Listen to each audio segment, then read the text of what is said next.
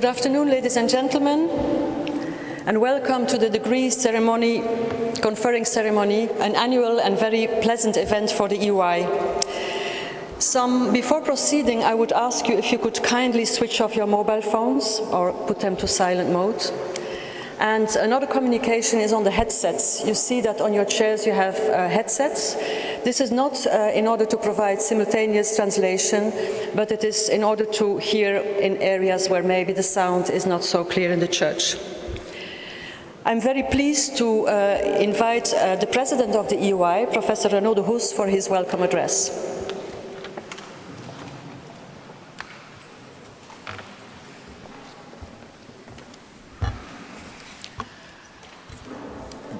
Good afternoon, everyone.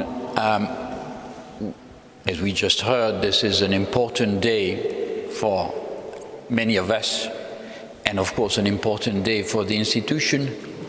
But I hope I'll be forgiven if I focus in my short introductory remarks on a special community, that is to say, our researchers, or rather those who I can call researchers at the EUI for a very short while still. Dear graduates, we are now nearing the very end of your stay at the Institute. And in a few moments you will receive the ultimate recognition of all the efforts and achievements of your time here. Don't worry, I'm not going to use this, although this church is an inviting place, I'm not going to use this opportunity to impose another lecture upon you. But I want to take just a few more minutes of your time to stress the importance of this moment.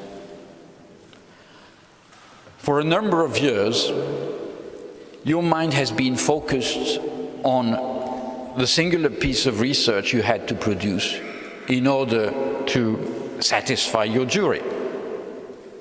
And for most people who reach this stage, we know that this is the biggest intellectual investment in their existence. Therefore, getting up to here is no small feat, and I want to congratulate you for that. But thank God this time was not only about blood, sweat and tears. There were many other things. The nights in the bar fiasco, the excitement of the Cop Papavone, the many beautiful things that both Florence and Tuscany can offer to us, which greatly contribute to making this place special. During your time here as a research student, however, the world has not got any simpler or any kinder. Security threats of all kinds are on the rise, as is intolerance. Even from our little ivory tower, we can see how anxious European societies have become about their future. And perhaps they have good reasons to do so. Nobody can say, of course, what the future holds for you, largely because it is in your hands, which I want to stress is in itself an enormous privilege. However, it seems to me that through your stay here, you have gained two things, which I expect will be important in the next stages of your life. First, an awareness of the importance of facts, evidence, and reason. Now, you may say that this is trivial, but in the period we live in, where alternative facts and prejudice have been gaining ground, it seems to me that this is essential. Secondly, What you've gained here is an exposure to other cultures, critical in a world where no nation can hope to solve its problems on its own.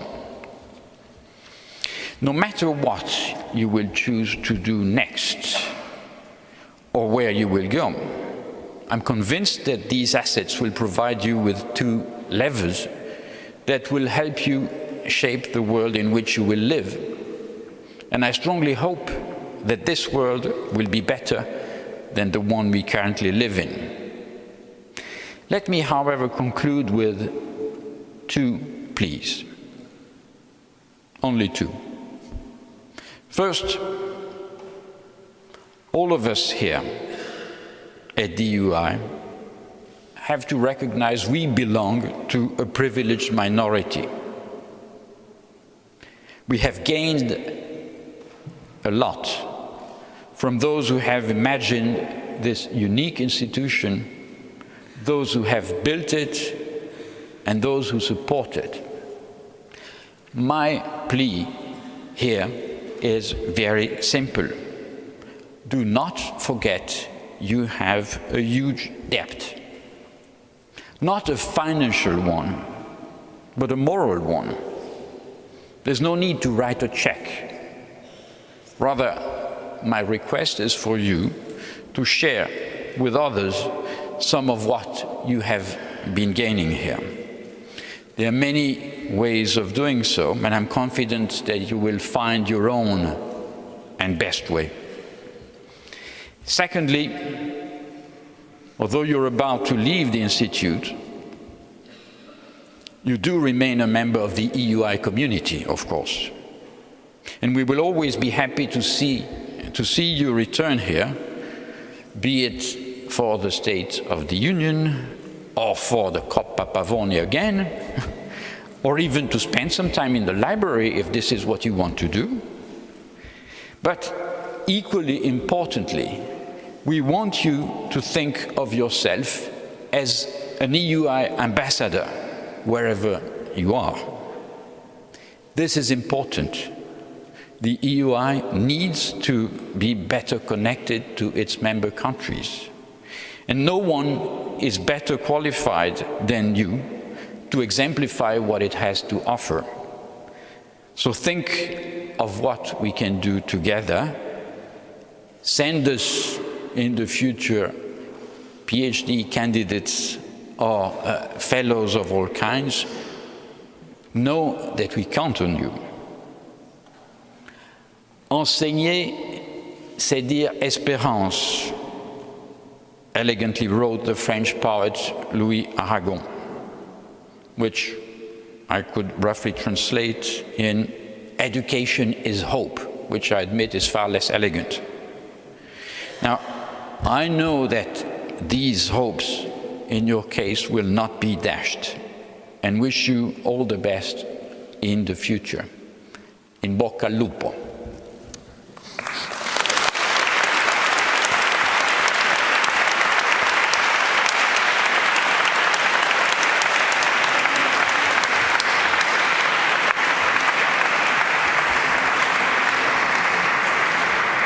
We will now start with the awarding of the Doctor Honoris Causa degrees, and I invite Honorary Promoter Michel Belot to address Honorary Dr. Claudia Goldin.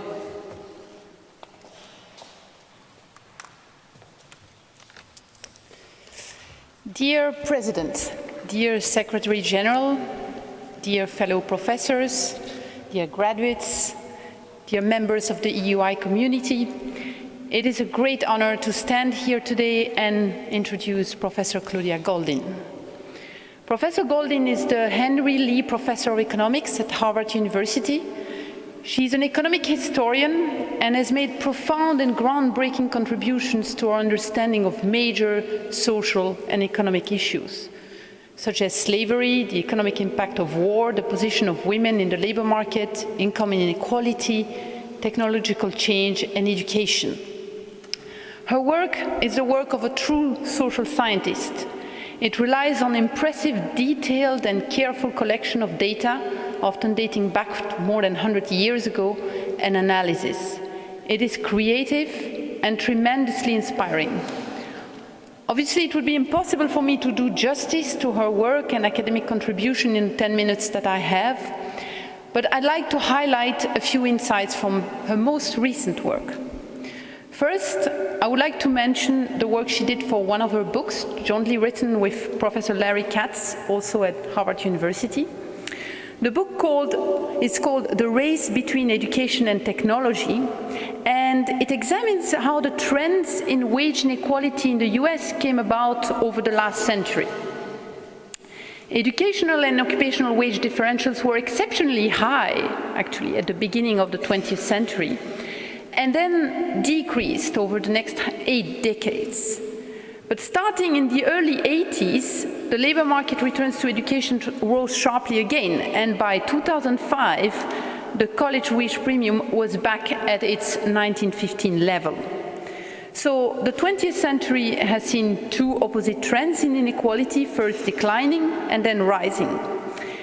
Goldin and Katz's work examines whether there is a unified story behind these two trends. And an interesting insight of their work is to show that education played a major role in driving these wage inequalities down and then up. And that even though technological change has a role to play as well, it is actually not the main driver of the rising wage inequality we have witnessed since the 80s.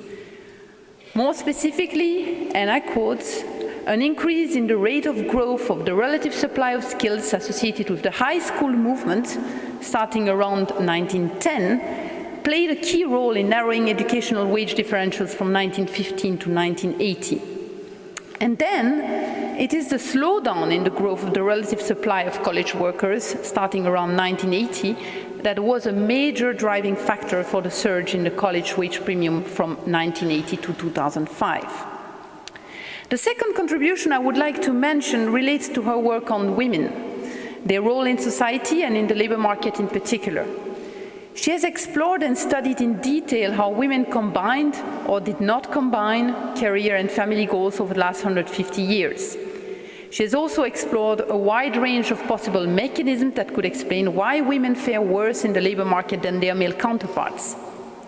Interestingly, rather than advocating for more government intervention and regulation or changes in social norms, she, for example, emphasizes the role of, for example, what she calls non-linear rewards in the labor market, meaning that employees who work 60 hours are paid more than twice their counterparts who work only 30 hours, often actually much more than twice. This, of course, creates perverse effects and mean that even though flexible arrangements may be possible in companies, they are very costly and make equal sharing arrangements between men and women financially unattractive. I would like to point out that looking at statistics of career prospects by gender can be somewhat depressing. But by using the lens of history, Professor Goldin has also the remarkable ability of lifting up the moods and give us reasons to be optimistic. For example, by highlighting that in the US, the proportion of high-educated women who has kids is in fact larger now than ever before.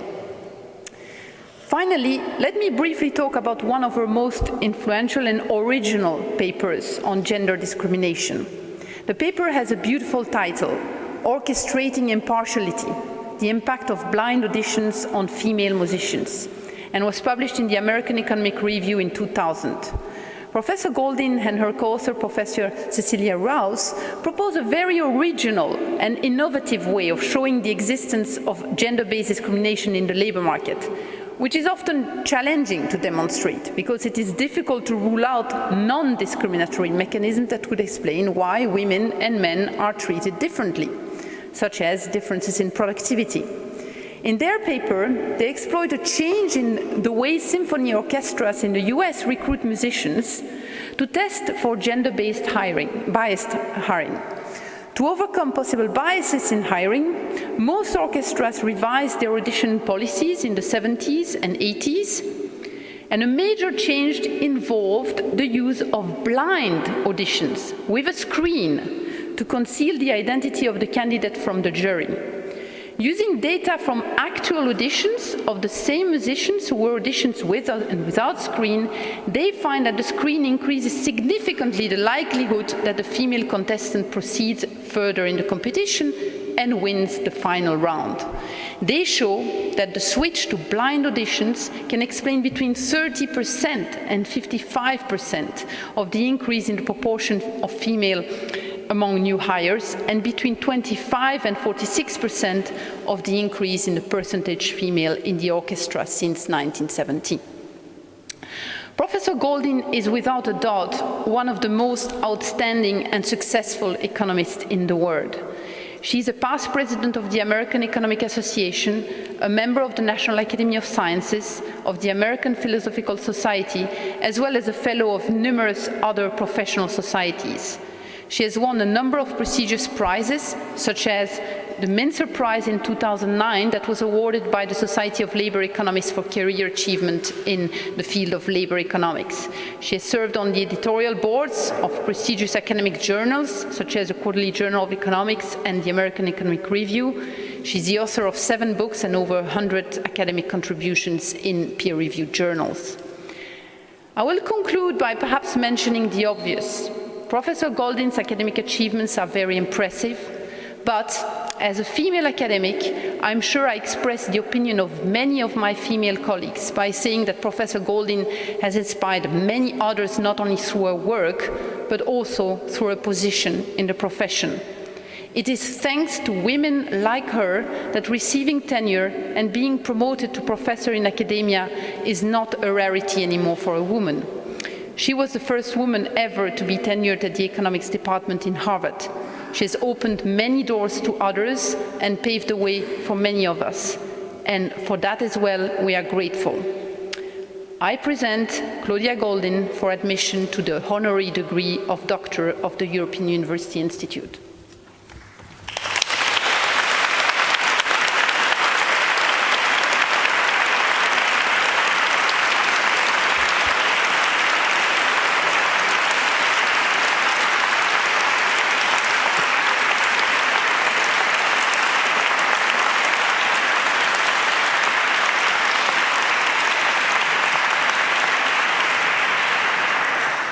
Thank you very much.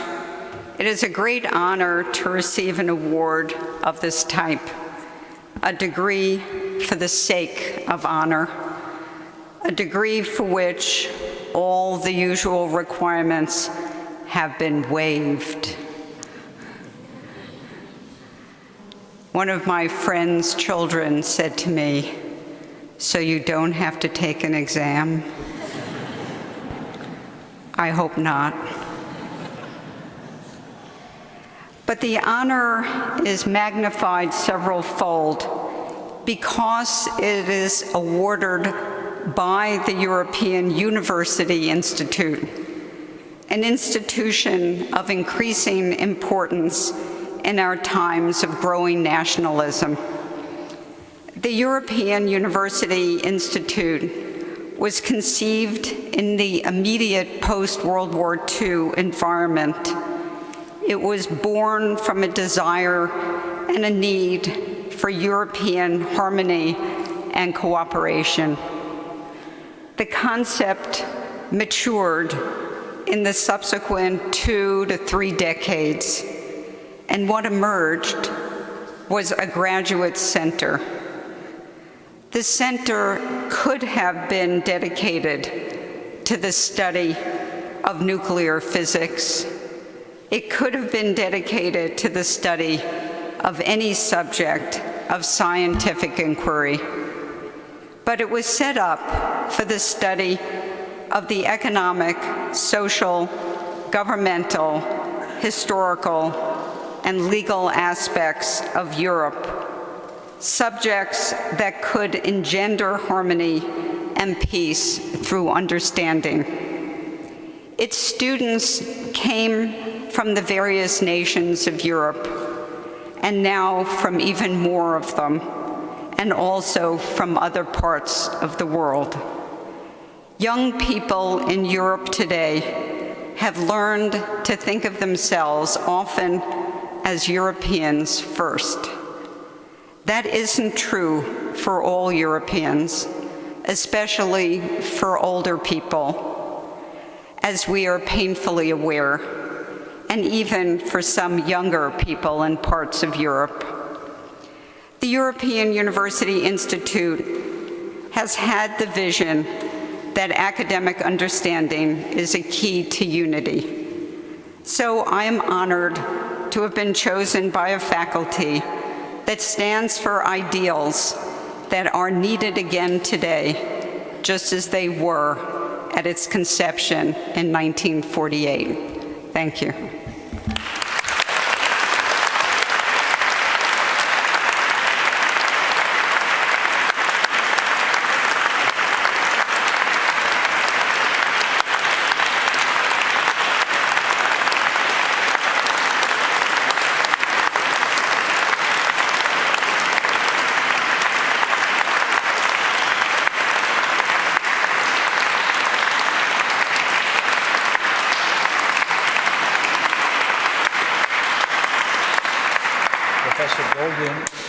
By virtue of the authority vested in me, I hereby admit you to the honorary degree of the European University Institute. My congratulations.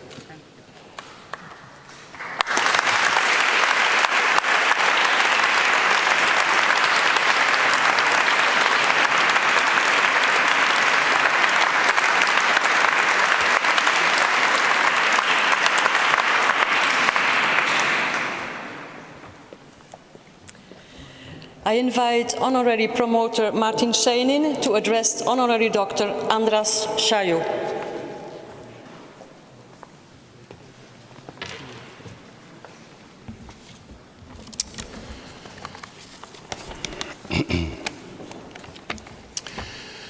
Rector Magnificus, Professori Doctissimi, Promovendi Illustrissimi, ladies and gentlemen.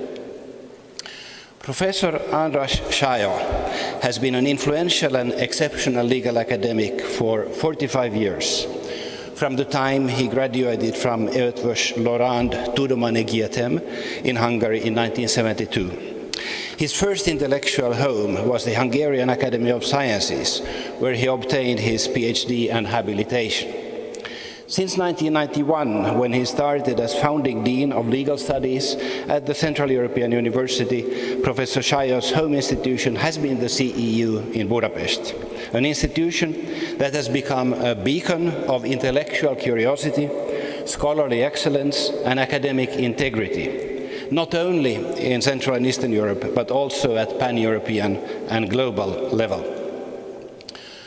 Andras Shia is a comparative constitutionalist whose scholarship is of worldwide significance. His mastery of a range of languages and legal systems has made his work an invaluable resource for scholars, not least across Europe and in North America, where he has taught and been a visiting scholar regularly since 1990.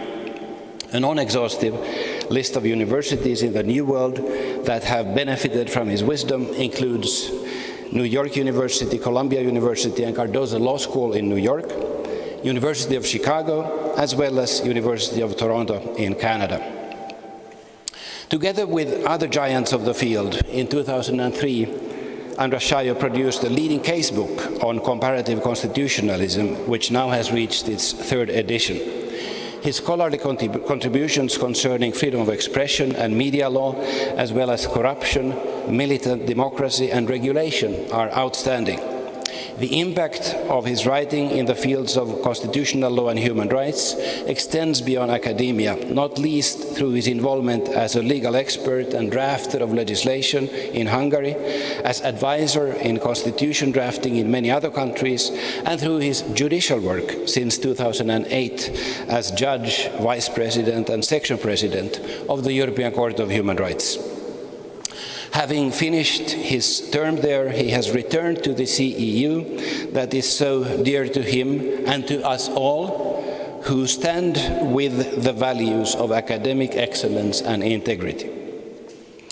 Allow me briefly to reflect on some of the inspiring works by Professor Shia. In 1999, he published a book called Limiting Government, which on one level is an introduction to constitutionalism, but at the same time, with breadth and depth, delves into the history of ideas, political theory, and comparative law. It covers many themes essential for any scholar of constitutional law or theory, such as democracy, parliamentarism, rule of law, and fundamental rights. Here, Shia offers his non-technical definition of constitutionalism that should provoke a spontaneous exclamation of Eureka in a multidisciplinary audience such as ours today.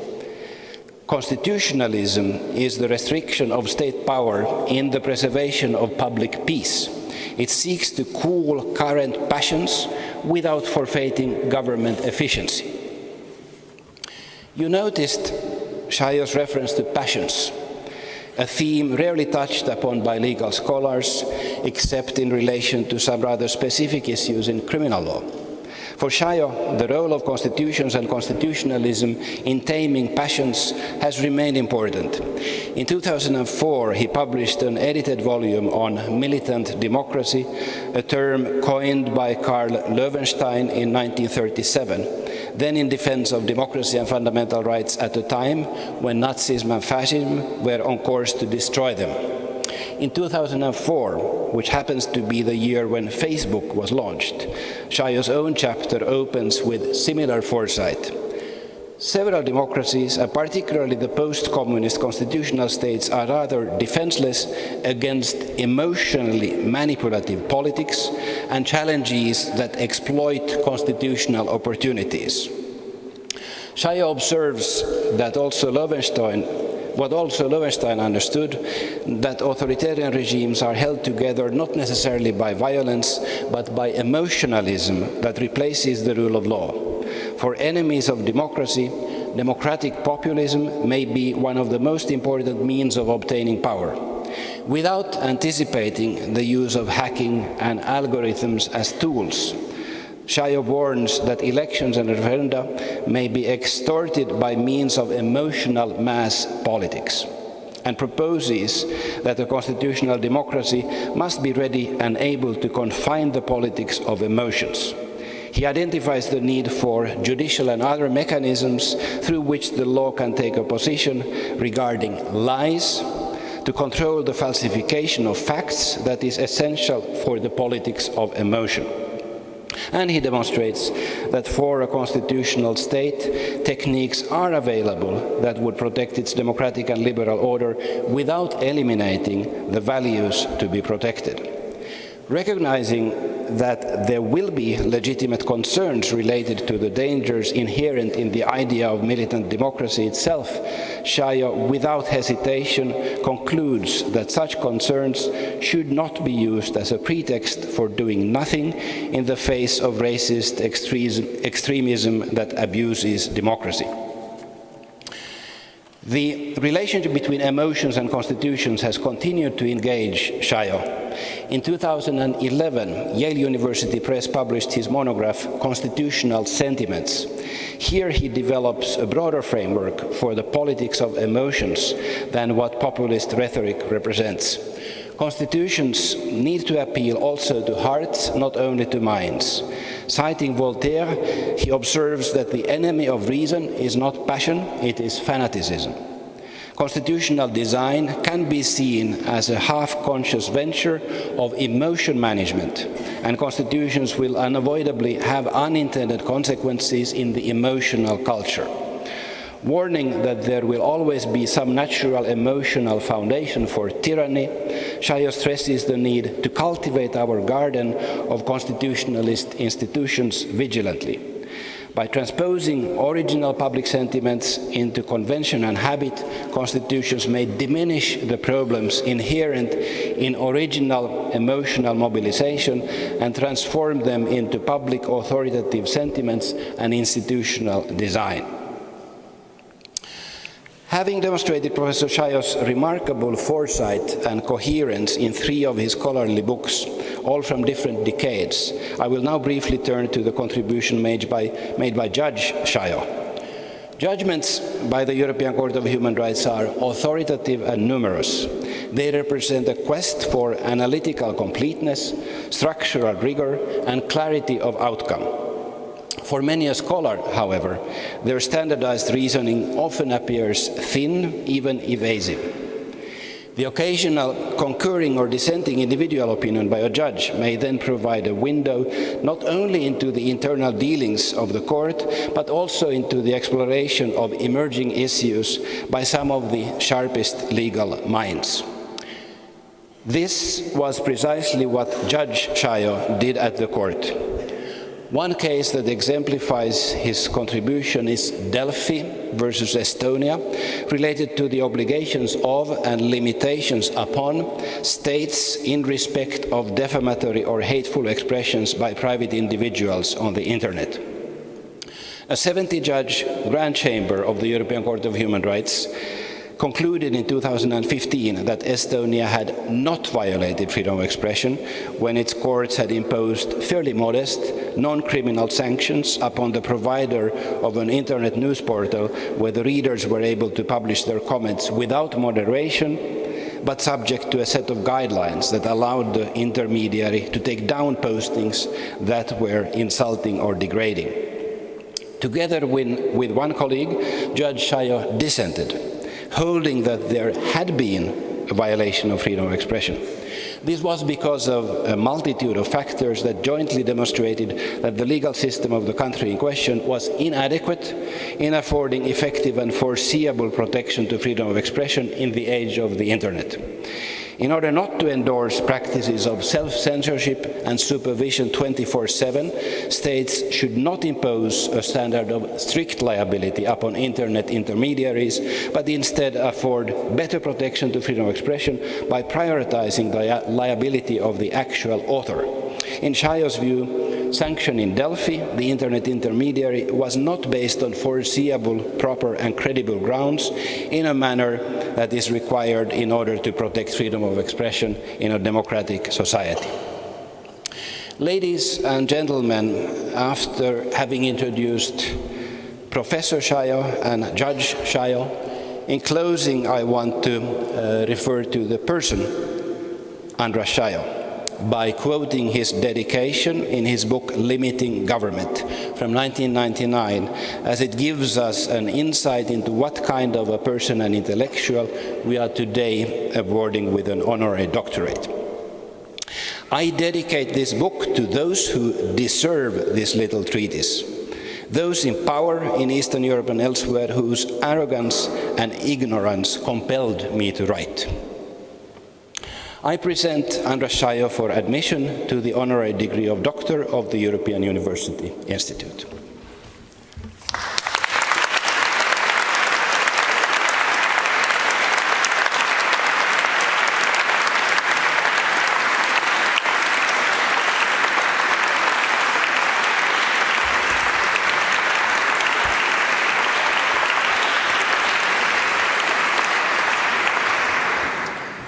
Rector Magnificus, dear colleagues, and by dear colleagues I mean all those present, because as of today you will be fully incorporated in the corporation of science and scholarship. I am very grateful for this honor, and I consider this to be a reward to a profession, comparative constitutional law, and an institution, the European Court of Human Rights. I was reflecting, of course, on additional reasons why I was honored by this award, and it came to my mind that perhaps in these two communities, constitutionalism or constitutionalists and the Europe and the court, I stood for a certain moral reading of these two professions. And I think this reading has some broader implications which might be interesting for you. It seems to me that it is fundamental not to be complacent, It is fundamental for scholarship, and indeed, in social sciences, it's more important than ever. It seems to me that part of the current crisis is due to intellectual complacency, and partly it is due to bureaucratic complacency, and of course I don't mean to characterize the European Court by those words. What is the problem here? It is a syndrome of it can't happen here. This was and is the attitude when it came to constitutional arrangements. They were very often considered to be of limited importance. Fundamental rights were considered to be a matter for those who can afford it. And what was the reason behind? It was thought that our democracies, our intellectual capacity is capable of resisting attacks which are at the moment quite visible. I think that ivory towers are needed, but what you do in the ivory tower cannot be without responsibilities. And certain games played without considering the consequences are not worthy of scientific or scholarly recognition. In my area of research, there was and there is a lot of first-class work that does deconstruction, that puts values into a laboratory of objective analysis. And I was and I am still part of this machinery of analysis. But I realize, and I realize that also at the court, that this kind of activity diminished our conviction that certain fundamental values, especially those concerning fundamental rights, are non-negotiable. We only looked at the way these values were construed. You should never go to a kitchen if you would like to have a good food in a restaurant. But we went and we described what's going on in the kitchen. And then we lost our confidence. We have to regain it. We have to stand for those values which are dear to constitutionalism and human rights, which are the tool, the instrument to fight despotism that is quite likely to emerge. So, at the end of this road, I would like to emphasize that values are much more than simple preferences. And that when you talk about Europe, you have to understand that not in a geographic sense, although that is what is obvious from a socio-economic perspective. You have to understand that Europe, worthy of being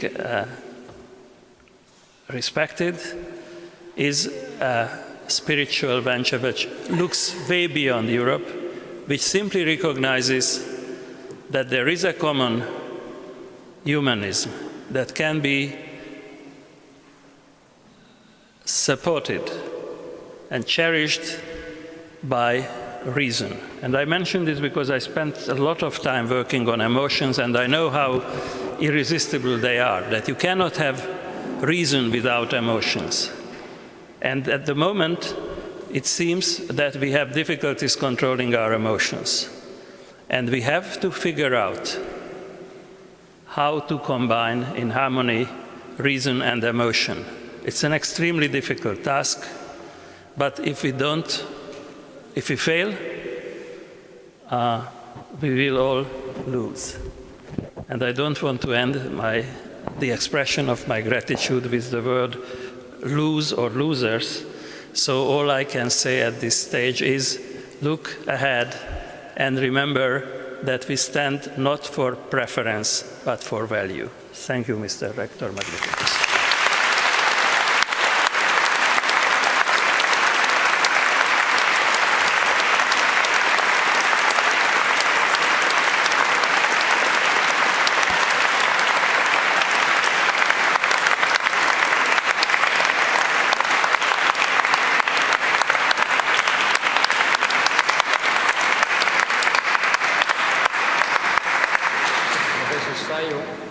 By virtue of the authority vested in me, I hereby admit you to the honorary degree of Doctor of the European University Institute.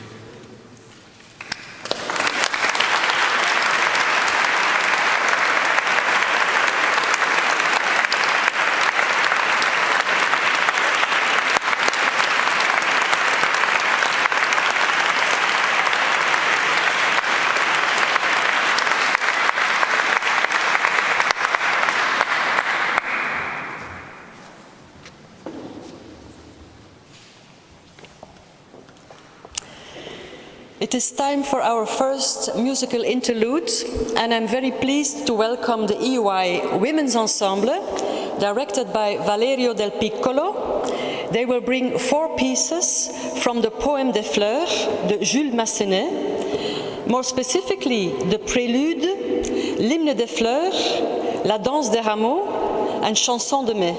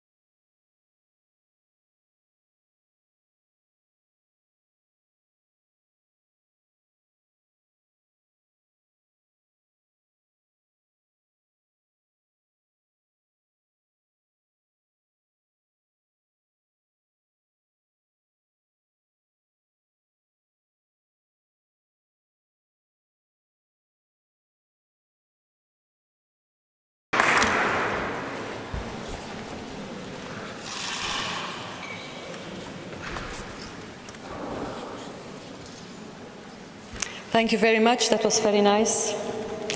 We will now proceed with the awards of the doctoral degrees, and we will start with the awarding the doctoral degrees in history and civilization.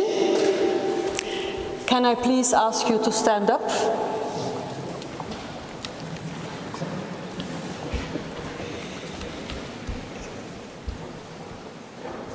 By the authority vested in me, I admit you to the degree of Doctor of History and Civilization. I call Anais Angelo.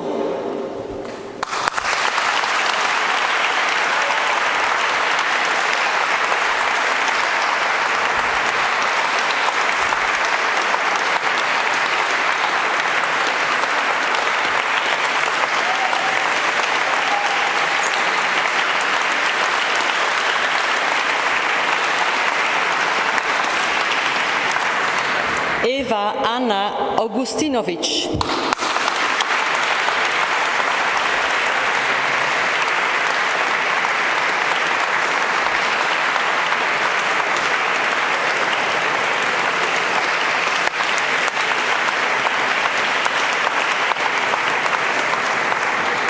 José Juan Beltrán Cuello.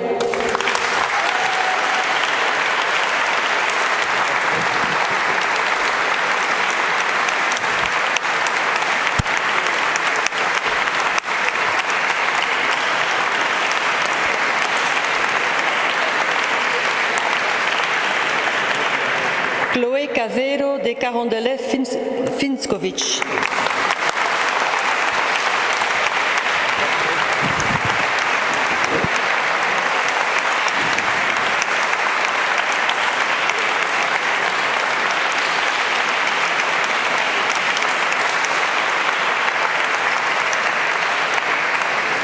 Lisa Dalla Valle.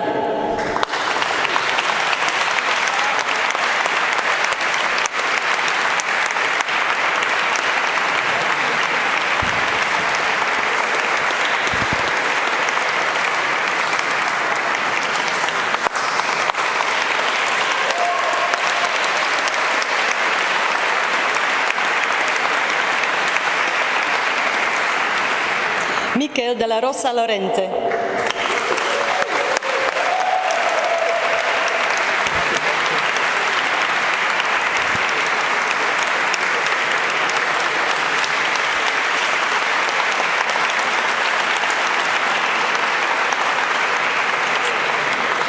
Jonas Gerlings.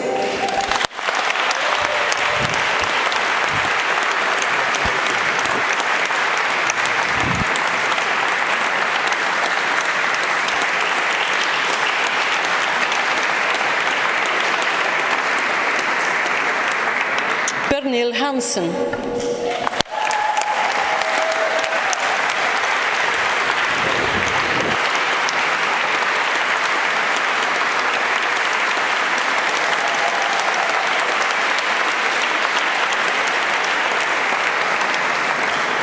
Donald Hassett.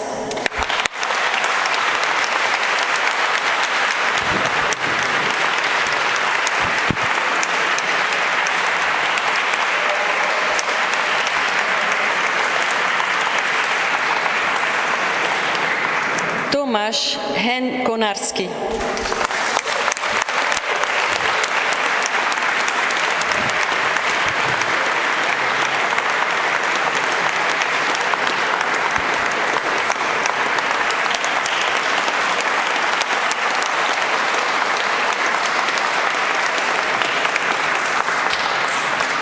Fatma Öden Mercan.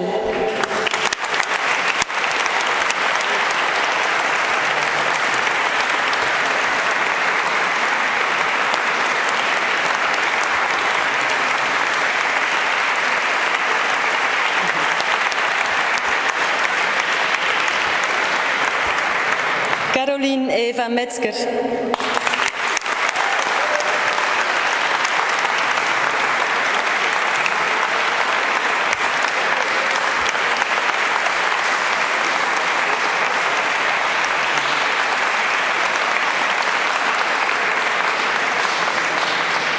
Giorgio Poti.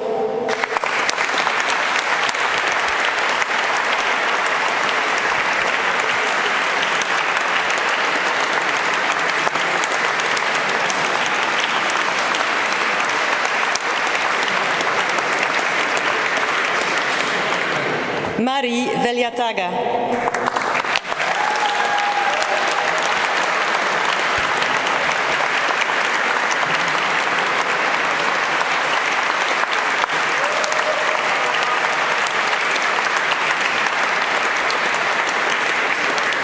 And Alessandra Vanini.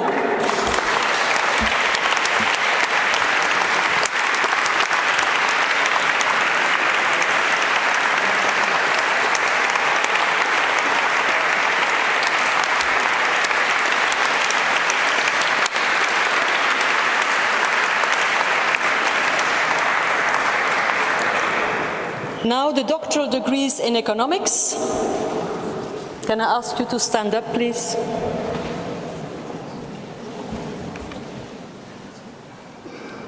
By the authority vested in me, I admit you to the degree of Doctor of Economics.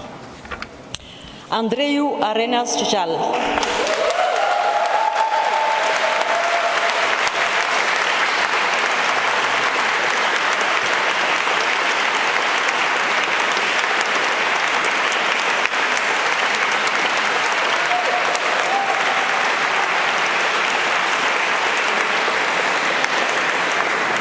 Janine Baumert.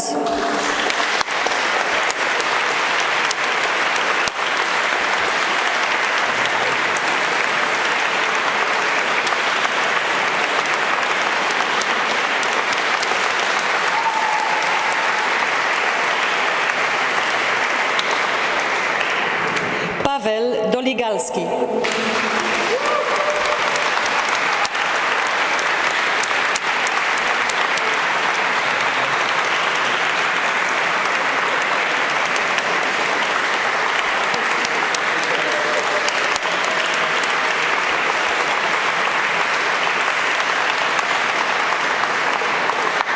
Andrea Giovanni Gazzani.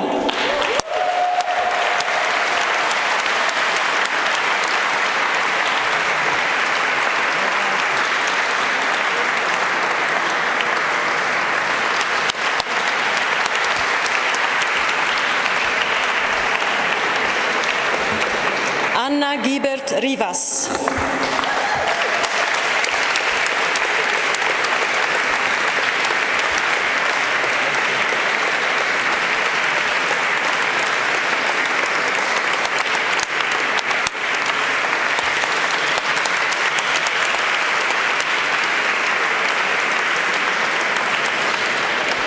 Paweł Kopiecz.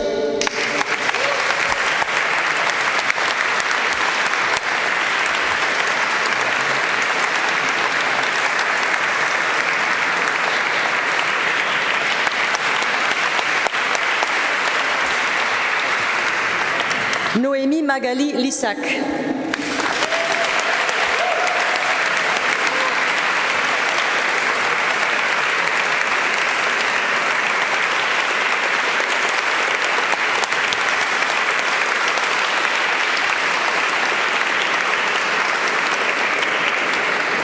Clément Malgouillère.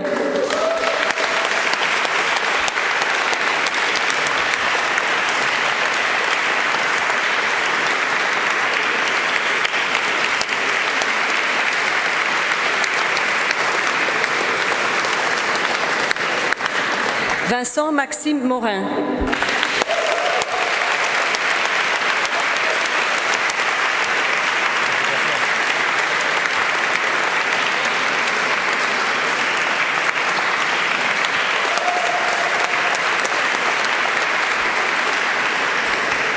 Moritz Alexander Roth.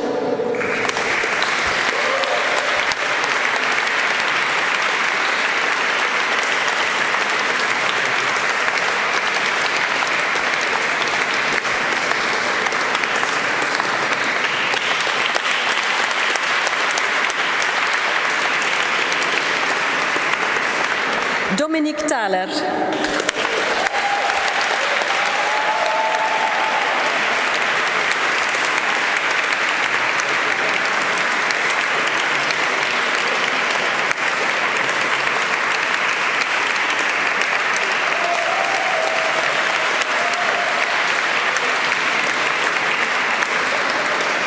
Andreas Triponides.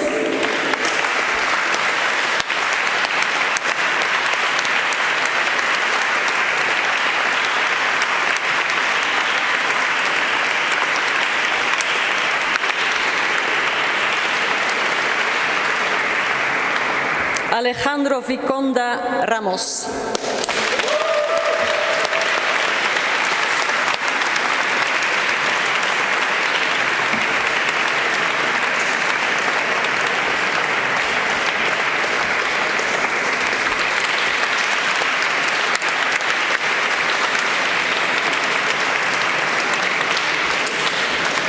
The doctoral degrees in law, can I ask you to stand up, please?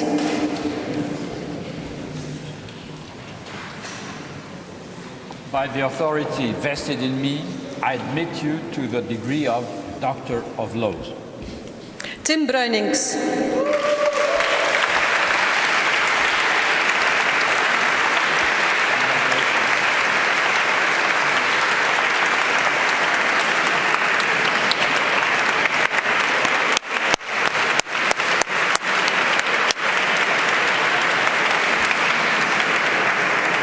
Ronan Robert Condon.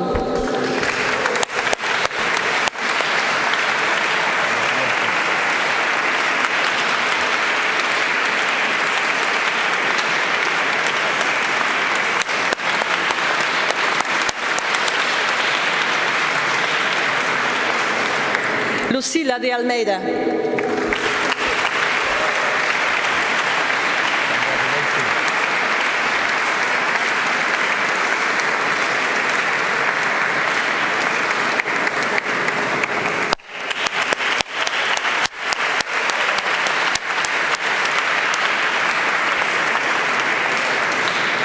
Michael de Castros.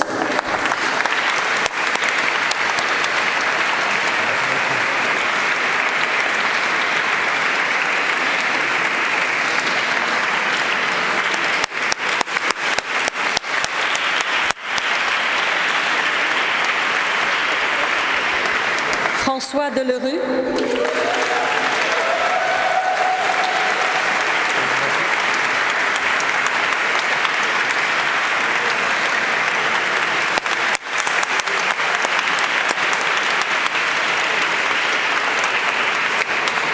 Mireia Estrada Cañamares.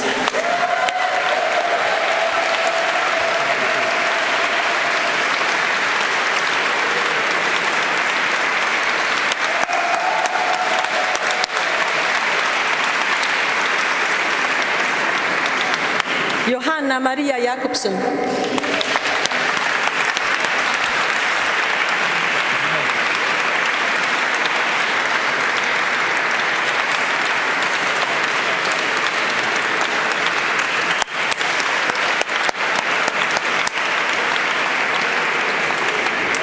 Mariana Kartunen.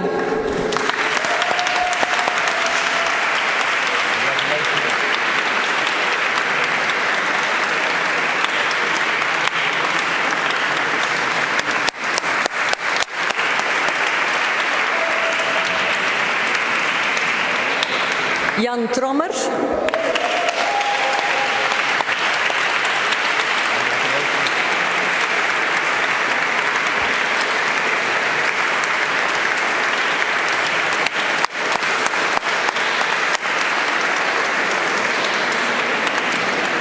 Ilaria Vianello.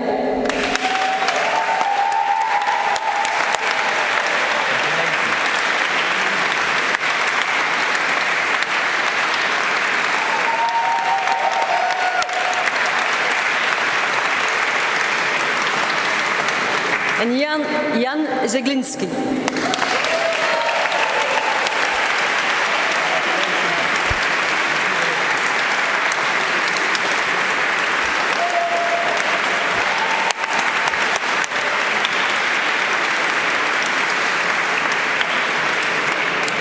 The doctoral degrees in political and social sciences, can I ask you to please stand up?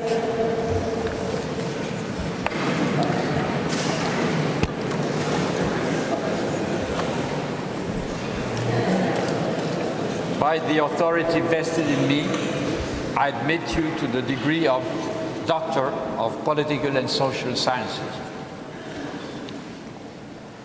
Anna Maria Belluniolu Atle.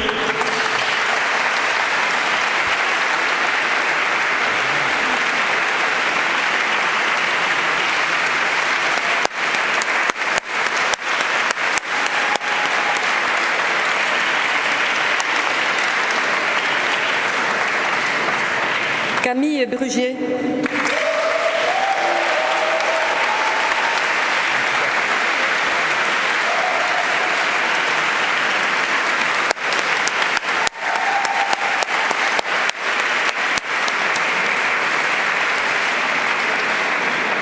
Bouke de Vries.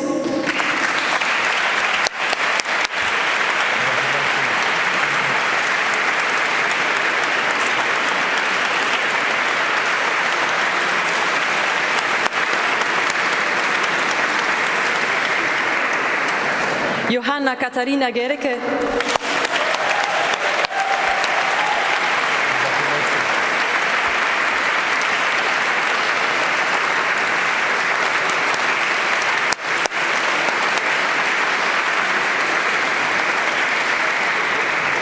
Charlotte Marie Haberstro.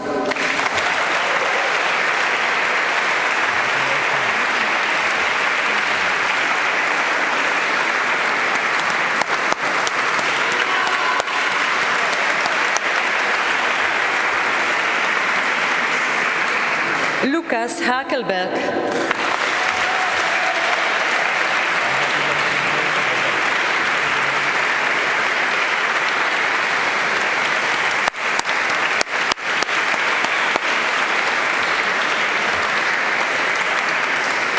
Enrique Hernández Pérez.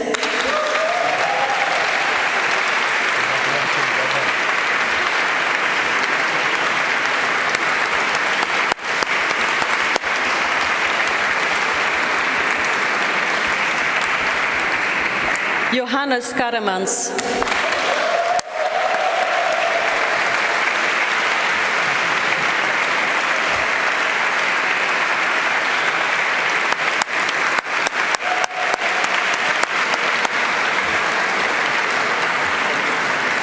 Johanne Kübler.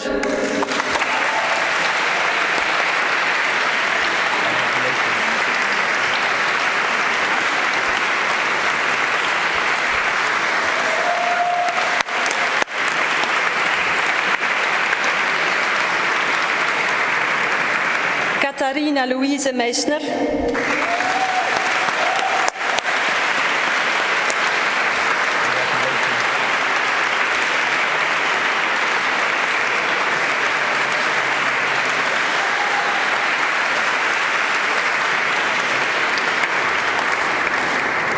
Elie Michel.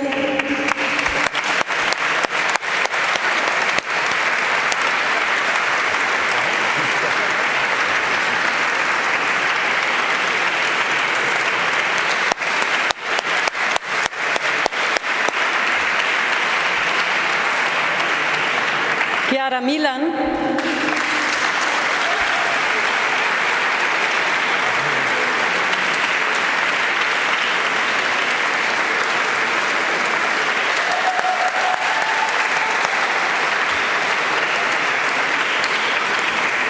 Davide Morisi.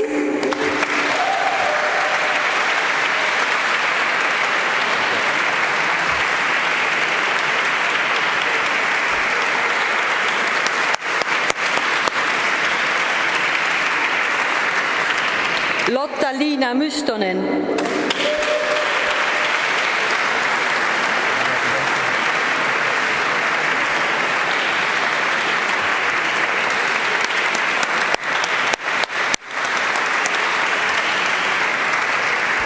Sanne Maria Noyon.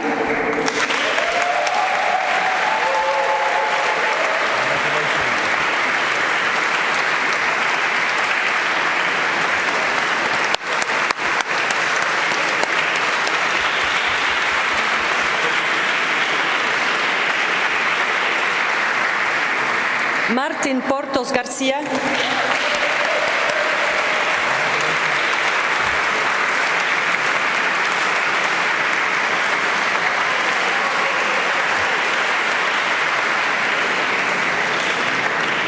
Philip Marcus Radgeb.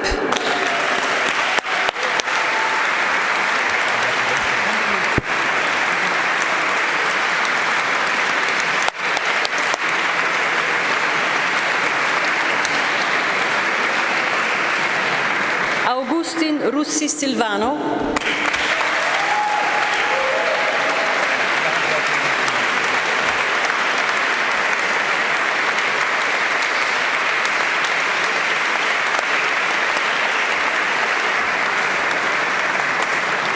Sanna Lisa Carina Salò.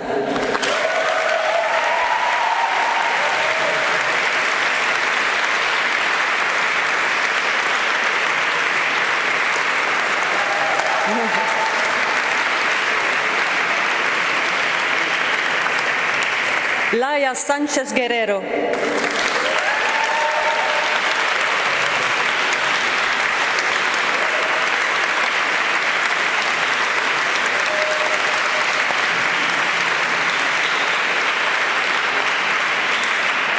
Max Leonard Schaub.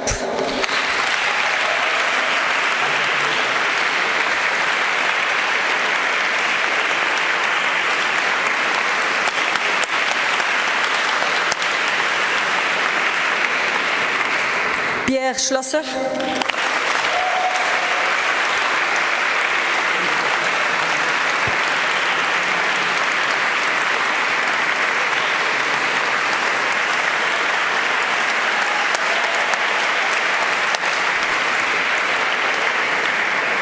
Magnus Gregor Schüller.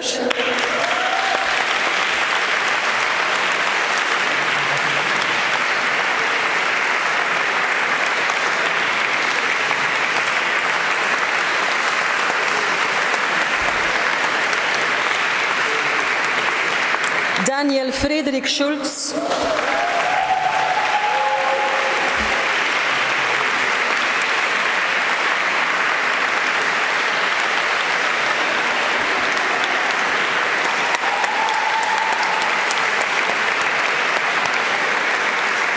Marco Valbruzzi.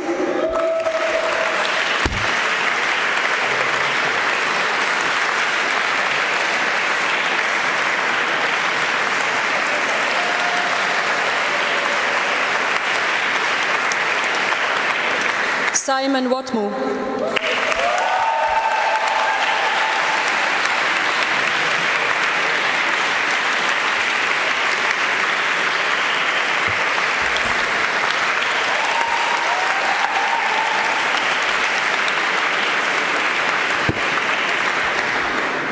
We will now award the master's degree in Comparative European and International Law. Can you please stand up?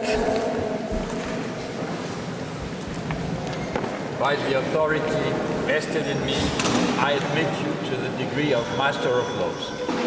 Wendelin August Meyer.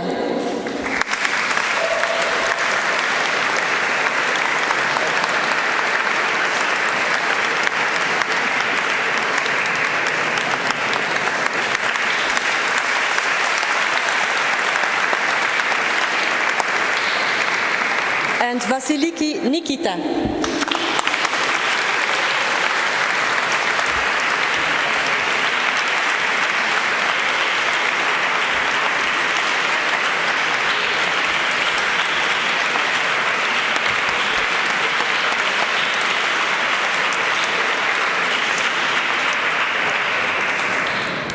The second musical interlude will be performed now by the EUI choir, same under the direction of Valerio Del Piccolo, and they will bring a piece from Johannes Brauhart, Lilia Nympha Golitz.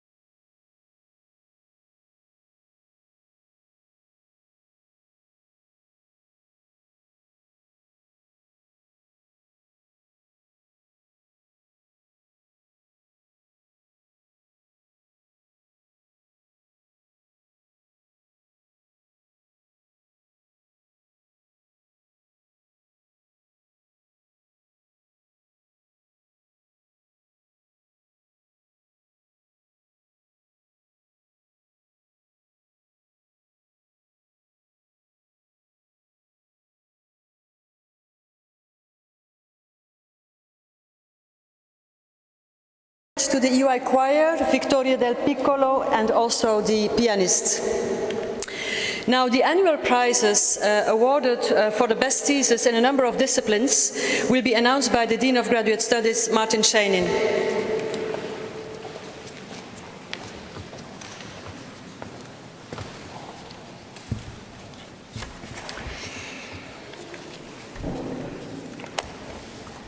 Many excellent PhD theses are annually defended at the EUI. Some of them are beyond excellent, namely exceptional. It is the pleasant task of the Dean to announce the winners of this year's 4 Ph.D. Thesis Prizes for the best thesis either within a department or in an area of research. I will now invite onto the stage the following 4 individuals. From the Department of History and Civilization, Håkon Ikonomo. From the Political and Social Sciences Department, Charlotte Haberstro.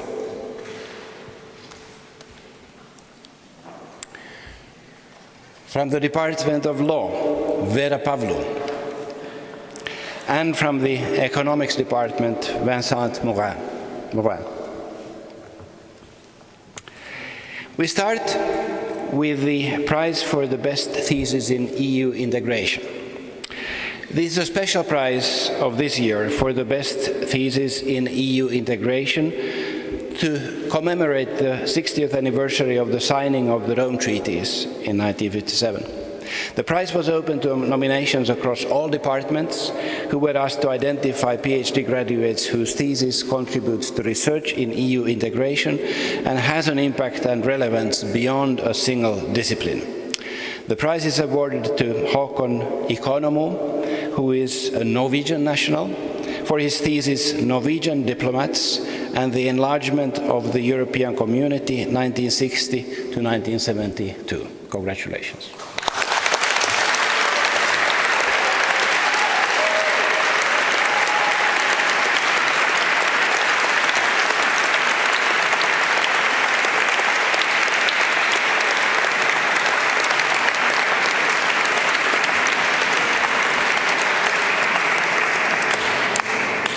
The Linz-Rockan Prize in Political Sociology was instituted by our Department of Political and Social Sciences in honor of the German-born Spanish sociologist and political scientist Juan Linz and the Norwegian political scientist and sociologist Stein Rokkan. The 2017 winner of the Linz-Rockan Prize is Charlotte Haberstro for her thesis, The Politics of Equal Opportunities in Education, Partisan Governments and School Choice Reform in Sweden, England and France, 1980 to 2010. She is of German and French nationality. Congratulations.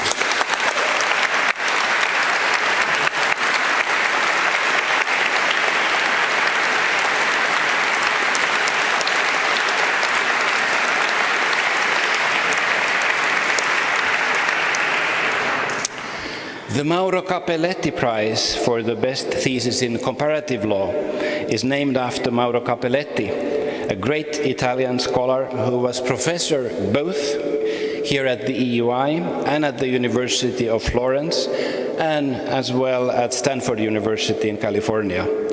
Soon after his death, the prize was created in his honor through a private donation. The 2017 Mauro Cappelletti Prize is awarded to Vera Pavlou for her thesis, Migrant Domestic Workers in the European Union, the Role of Law in Constructing Vulnerability.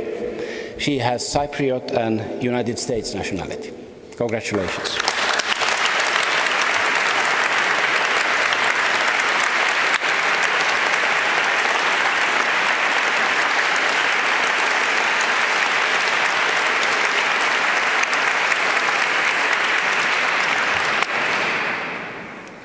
The Wilfredo Pareto Prize for the best doctoral thesis in economics was established by our Department of Economics to honor Wilfredo Pareto, a French-born Italian sociologist economist, political scientist, and philosopher, who as professor worked at the University of Lausanne in Switzerland, but before that lived here in Florence for a decade in the 1880s.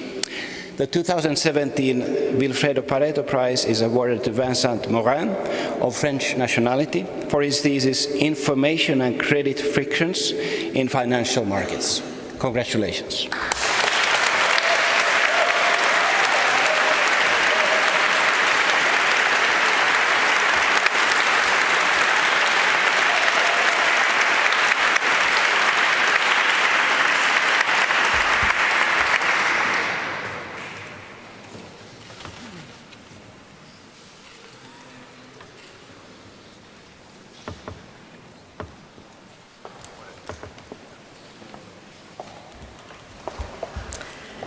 It is my great pleasure to invite Dr. Elie Michel for a final salute.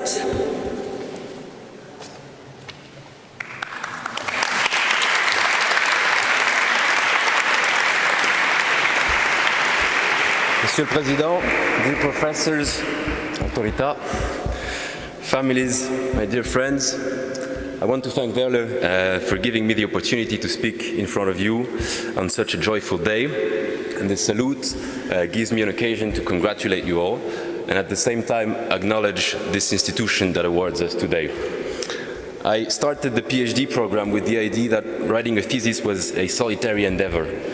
And spending a few years at the European University Institute has proven me wrong, and on many different levels.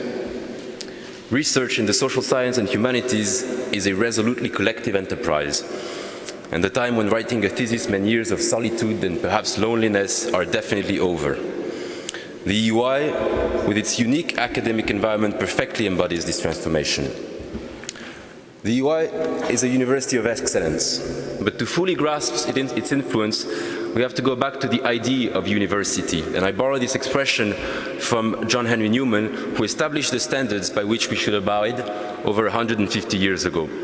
To put it simply, the university aims at the disinterested search of the truth, whatever its consequences, at the deepening and the communication of knowledge for itself, regardless of any utilitarian considerations. And to follow the words of Newman, when I speak of knowledge, I mean something intellectual, something which grasps what it perceives through the senses, something which takes a view on things, which sees more than the senses convey, which reasons upon what it sees, and while it sees, which invests it with an idea.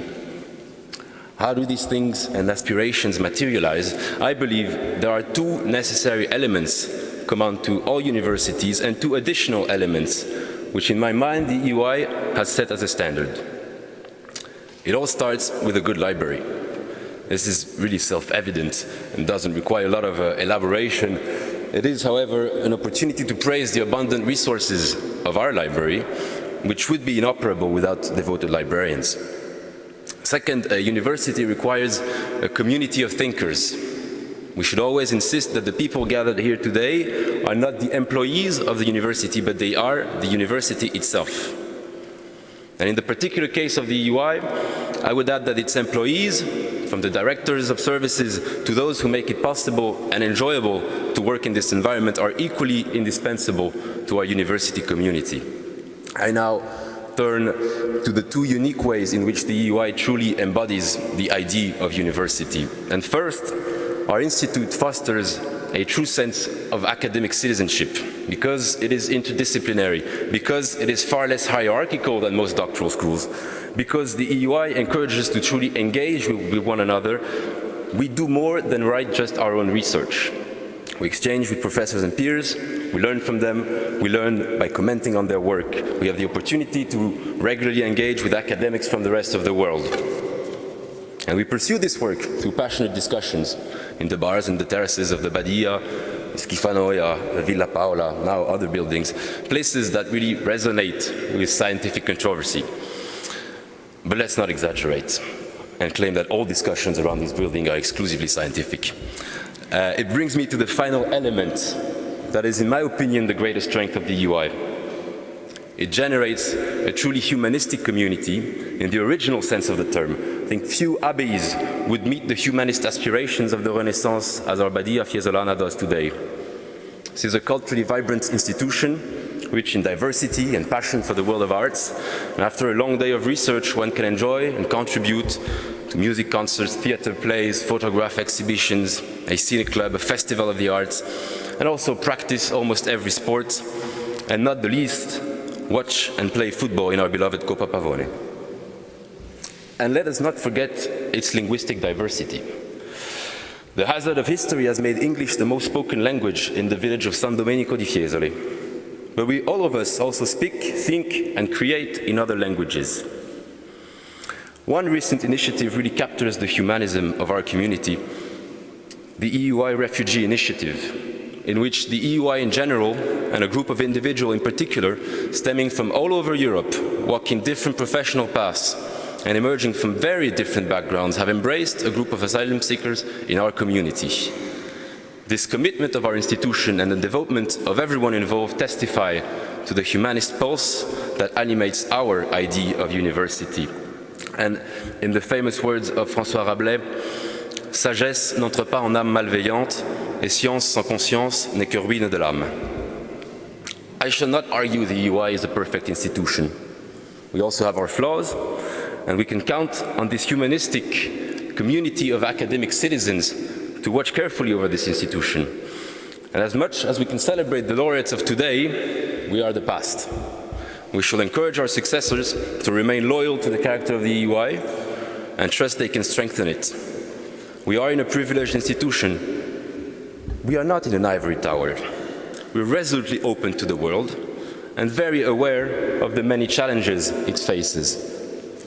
And this humanistic community of academic citizens is not to be found only in the EUI. Surely other places in Europe and in the world have achieved this idea of university, and some are facing the greatest threats precisely for that. I was not given any mandate when asked to give this speech other than give a salute, yet I will make a clear political statement. And I take this opportunity to address it to Professor Audra Shia, but I hope it can have a wider echo. Precisely because they form communities of people who think freely, people who share international and humanistic values in Budapest, they want to silence academics.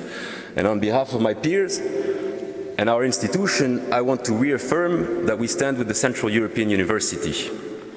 And I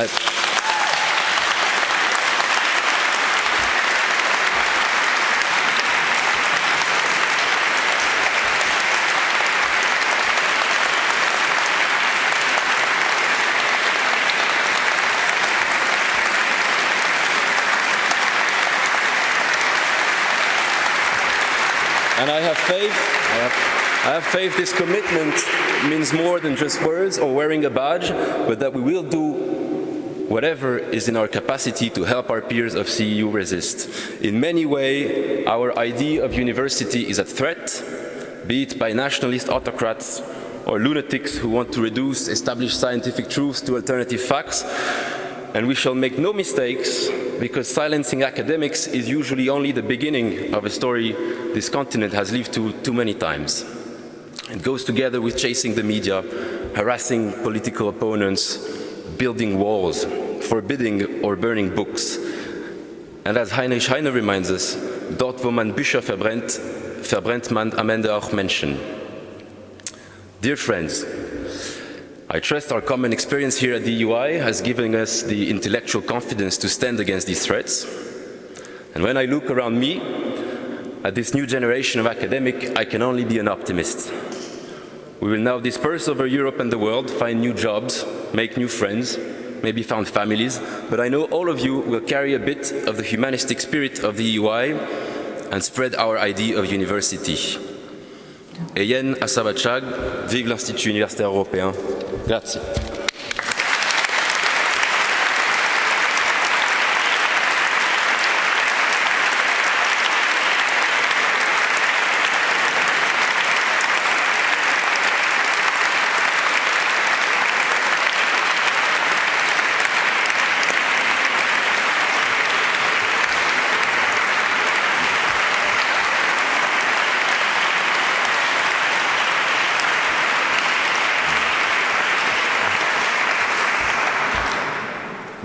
Thank you very much, Dr. Michel. for your gracious speech and important words.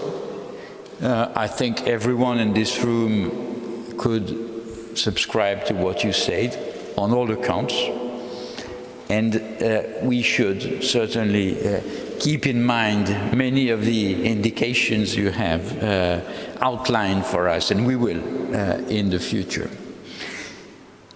Dear friends, this brings us to the end of this little ceremony. I want to thank you for having attended it and shared with us an important moment in the life of our institution.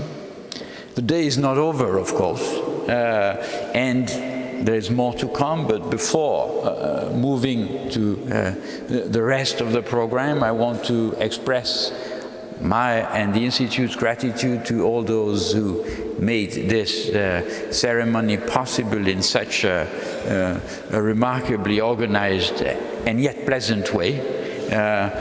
I want to, of course, thank the choir and our friends who brought a little note of grace to this exercise, to thank all the staff members who have ensured the smooth development of the ceremony, and last but not least to say a word of thanks for the great organizer of this event, Veerle Dekmin, head of the academic service, who will now give us the indications for the final part of the program. Thank you.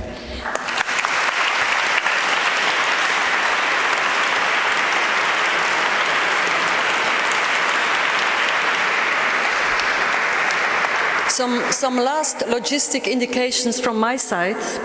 The first ones who will leave the church will be the graduates, so I would like to ask the public and also the professors to remain seated before the graduates leaving the church, so that they can take a photograph, all of them together, and then you can leave the church, all of you, afterwards. You're all cordially invited to a reception which will be offered on the square in front of the church. And nothing remains me to conclude to say thank you very much for your attention, and I wish you all a very pleasant afternoon and a good June ball. Thank you very much.